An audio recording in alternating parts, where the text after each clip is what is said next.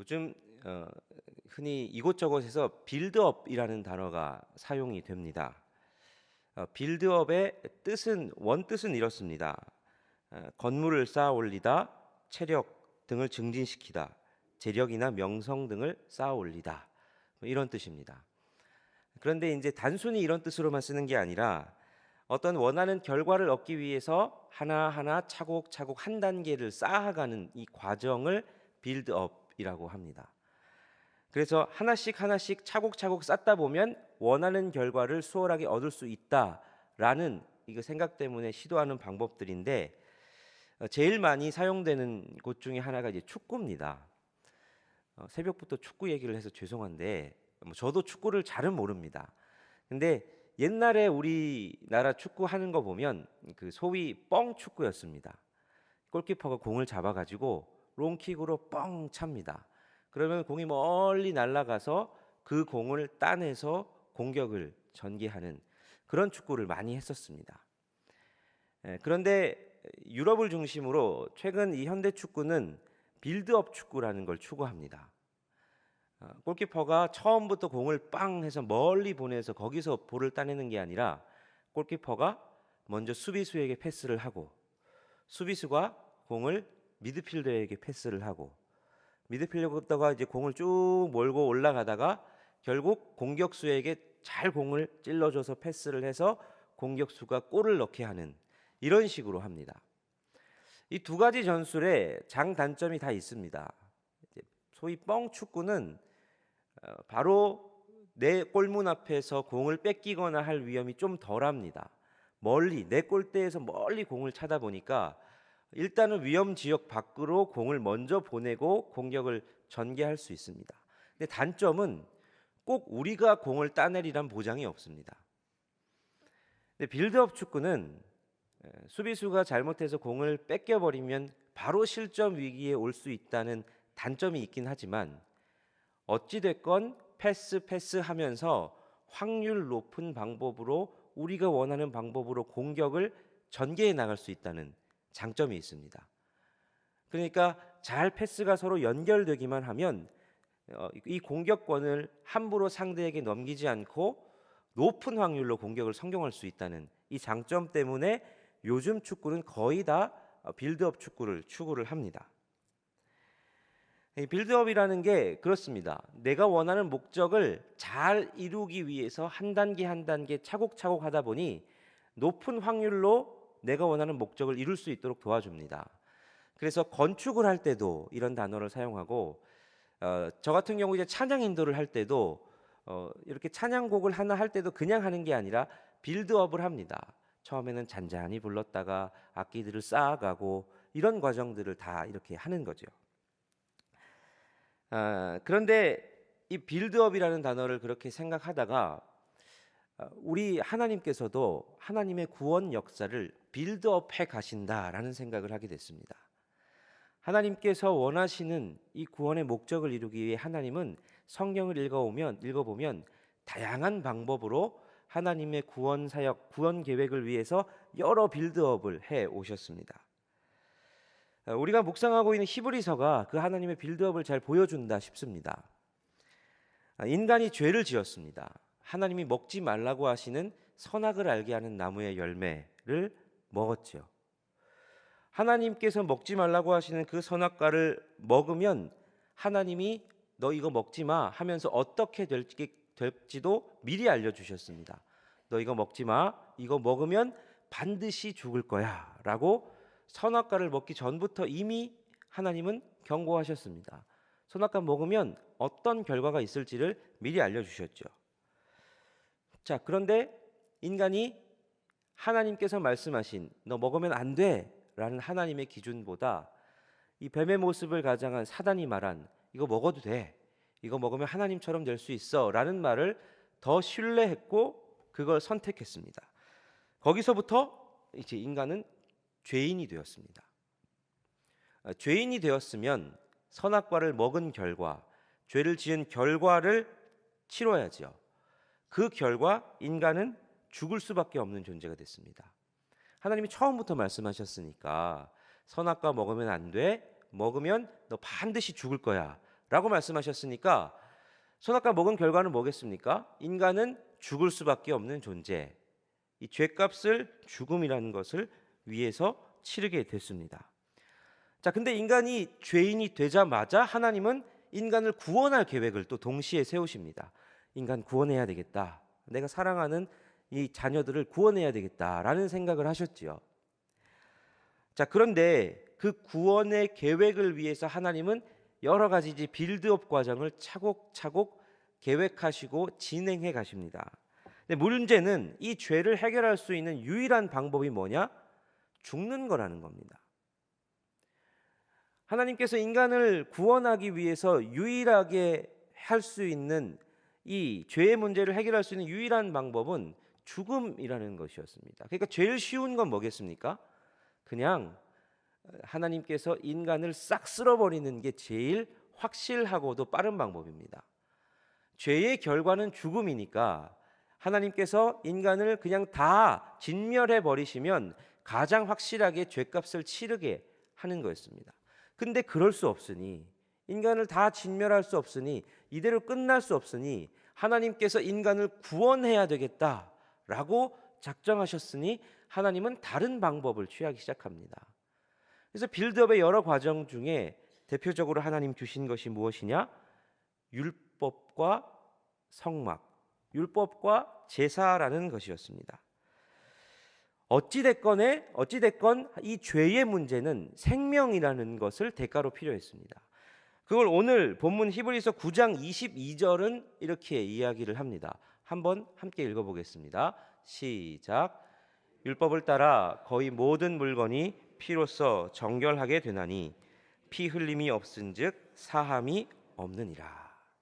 자, 피 흘림이 없은즉 사함이 없다. 이 말은 결국 그 피를 상징하는 생명을 바쳐야, 생명으로 죄값을 치러야 죄 사함이 일어날 수 있다라는 말입니다.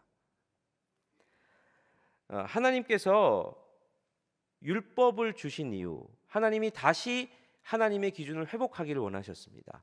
너 율법 잘 지켜야 돼. 율법 다 지켜봐. 그런데 인간이 그 율법을 다 지킬 수가 없지요. 지키다가 보니까 도저히 안 된다는 걸 인간도 압니다. 그리고 처음부터 하나님도 아셨습니다. 죄인된 인간은 이거 다 못 지킨다는 거 아셔서 함께 주신 게 뭡니까? 신의 산에서 율법을 주시면서 성막도 같이 계시해 주십니다. 성막에서 하는 일이 뭡니까? 제사입니다.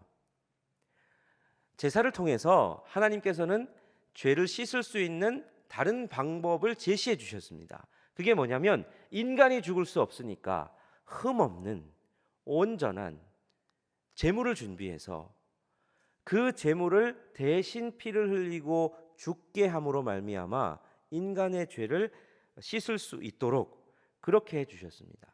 그때 필요한 게 흠없는 제물이었지요. 자기의 죄 때문이 아니라, 자기의 흠 때문에 죽는 게 아니라 아무런 흠도 없는 제물이 죄된 인간을 위해서 대신해 죽는 것으로 그렇게 하나님께서는 이 죄를 사해 주시는 방법을 정하셨습니다. 그게 어제 여러분 함께 묵상했던 9장 1절부터 10절까지 구약 제사를 설명하는 본문입니다. 하나님은 그런 방법을 취하셨지요. 그 피로 말미암아 속죄함을 얻을 수 있다라고 오늘 본문도 말씀하고 있습니다. 자, 19절부터 21절이 그걸 설명하는데요. 19절부터 21절도 같이 한번 읽어보겠습니다. 시작. 모세가 율법대로 모든 계명을 온 백성에게 말한 후에 송아지와 염소의 피 및 물과 붉은 양털과 우슬초를 취하여 그 두루마리와 온 백성에게 뿌리며 이르되 이는 하나님이 너희에게 명하신 언약의 피라 하고 또한 이와 같이 피를 장막과 섬기는 일에 쓰는 모든 그릇에 뿌렸느니라. 자, 이렇게 그 피로 말미암아 피를 뿌리고 그 피를 드림으로 말미암아 인간의 죄가 사해질 수 있었습니다. 죄를 씻을 수 있었지요. 자, 그런데 그러면 죄 문제가 다 해결됐나 싶은데 중요한 건 이 제사 역시도 완벽하지 않았다는 겁니다. 자, 인간은 속죄를 위해서 이 제사를 드리고 돌아서자마자 또 속으로나 또 죄를 지을 수밖에 없는 존재입니다. 근데 이 재물은 한번 죽어버리고 끝입니다. 그래서 인간은 매번 새롭게 제사를 또 드려야 했습니다. 그리고 문제는 이 제사를 대신해서 드리는 제사장마저도 온전하지 않았다는 겁니다. 제사장이 나름 정결 예식을 하고 제사를 드리지만 그 제사장도 온전한 제사장이 아니었던 거죠. 임시 방편이었던 겁니다. 여러분, 우리가 구약 성경을 잘 읽어서 알지만 제사가 멈출 때도 있었고 이스라엘 백성들이 하나님과 우상을 겸하여 섬길 때도 얼마나 많았습니까? 이 방편은 유한한 방법, 임시적인 방편에 불과했습니다. 온전하지 않았지요.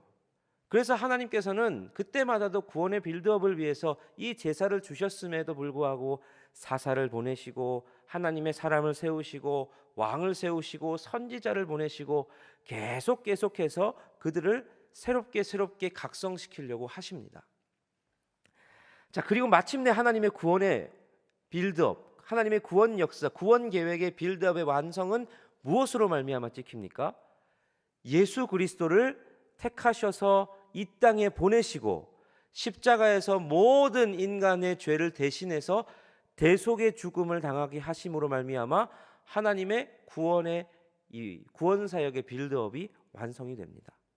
하나님은 그걸 위해서 이거 보여주려고 수많은 빌드업을 구약 성경에서 해오고 계셨던 겁니다.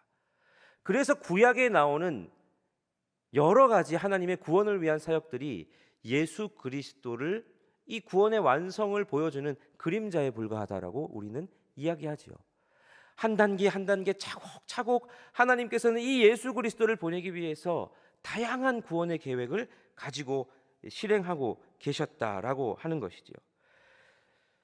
예수 그리스도는 흠없는, 아무런 죄도 없는, 자기의 죄가 아닌 인간의 죄를 대신 짊어지고 죽으신 완벽한 제물이 되셨습니다. 그리고 그분은 인간 제사장처럼 자기의 흠을 가지고도 하나님 앞에 나아가는 그런 존재가 아니라 완벽한 대제사장 되셔서 완벽한 제사, 완벽한 속죄의 것들을 다 이루어낼 수 있는 그 역사를 이루어내셨죠. 그래서 히브리서 9장 11절 12절을 이렇게 증거합니다. 그리스도께서는 장래 좋은 일에 대제사장으로 오사 손으로 짓지 아니한 것 곧 이 창조에 속하지 아니한 더 크고 온전한 장막으로 말미암아 염소와 송아지의 피로 하지 아니하시고 오직 자기의 피로 영원한 속죄를 이루사 단번에 성소에 들어가셨느니라. 오늘 히브리서는 그걸 설명합니다. 주님의 구원의 완성, 구원의 빌드업이 이렇게 완성되었다. 예전의 그것들이 완벽한 건 줄 알았지만 그건 하나님의 구원 계획의 빌드업에 불과했고 주님은 주님의 구원의 계획을 이렇게 완성시키셨다. 예수 그리스도라는 훌륭한 대속제물로, 예수 그리스도라는 영원한 대제사장으로 우리의 구원을 이렇게 완성하셨다. 그분은 그렇게 하셨습니다. 십자가에서 죽으심으로 말미암아 온전한 속죄를 이루셨고 죽음에서 부활하심으로 말미암아 죽음의 권세를 더 이상 죽음이 우리를 지배하지 못하도록 깨뜨리셨고 지금도 살아계셔서 내가 이 모든 인류의 한 사람 한 사람의 죄값을 다 치렀다고 증언하고 계십니다. 자, 이게 놀라운 구원 사역입니다. 축구 선수들의 그 놀라운 빌드업을 보면 축구를 좋아하는 사람들은 와, 탄성을 지릅니다. 우리 그리스도인들도 하나님의 이 놀라운 구원의 빌드업, 하나님의 놀라운 우리 구원을 향한 하나님의 전략과 전술을 보면서 그 마침표를 너무나도 멋있게 그리스도의 십자가와 부활이라는 누구도 생각하지 못한 놀라운 은혜의 사건으로 우리에게 완성하신 것을 보면서 날마다 감탄할 수 있어야 되는 우리가 되지 않을까 싶습니다. 신앙생활을 오래 하다 보면 하나님께서 구원하신 것들을 다 알고 우리를 향한 놀라운 은혜를 주셨음을 알지만 다른 것들에 시선을 더 빼앗길 때가 많은 것 같습니다. 내가 주님을 위해서 이거 해야지 저거 해야지 하다 보면 하나님께서 우리를 향해서 이렇게 놀랍도록 펼쳐놓으신 구원을 향한 이 계획과 빌드업을 그걸 향한 감탄과 놀라움, 그 측량 못할 은혜에 감격하기보다 다른 일들에 끙끙 매여 쌓여가는 우리들의 모습이 있지는 않은지를 한번 돌아볼 수 있어야 되겠습니다. 오늘 이 새벽도 하나님을 향한 구원의 감격으로 말미암아 새로워지는 새벽이 되었으면 좋겠습니다. 히브리서가 당시에 믿음이 연약해지고 믿음이 좀 둔해지고 한 이들의 믿음을 다시 일깨우고 세우기 위해서 쓰여진 서신이라면, 그들에게 그것을 설명하기에 합당한 방법으로 쓰여진 서신이라면, 주님은 오늘 우리에게도 이 놀라운 구원의 감격을, 그리스도의 놀라운 위대하심을 새롭게 깨우쳐 주실 줄 믿습니다. 주님 앞에 기도하는 자들마다 놀라운 구원의 은혜를, 그 감격을 회복하는 이 새벽 되기를 간절히 소원합니다. 우리 함께 찬양하시면 좋겠습니다. 우리 앞에서도 한 찬양인데, 우리 거친 주의 십자가라는 찬양입니다. 후렴에 우리 잘 아는 찬송가의 가사와도 같은 가사가 나옵니다. 주의 보혈 흐르는데 믿고 뛰어나아가 주의 은혜 내가 입어 깨끗하게 되었네. 누구든지 주님의 그 놀라운 은혜, 주님의 놀라운 그 십자가의 보혈 앞으로 뛰어나가면 주님 우리를 깨끗하게 하시고, 주님은 오늘도 우리를 새롭게 하십니다. 주님께서 놀라운 그 구원의 계획을 완성시키셨습니다. 오늘도 그 은혜의 감격을 묵상하며 우리 함께 찬양으로 고백하며 나가시겠습니다.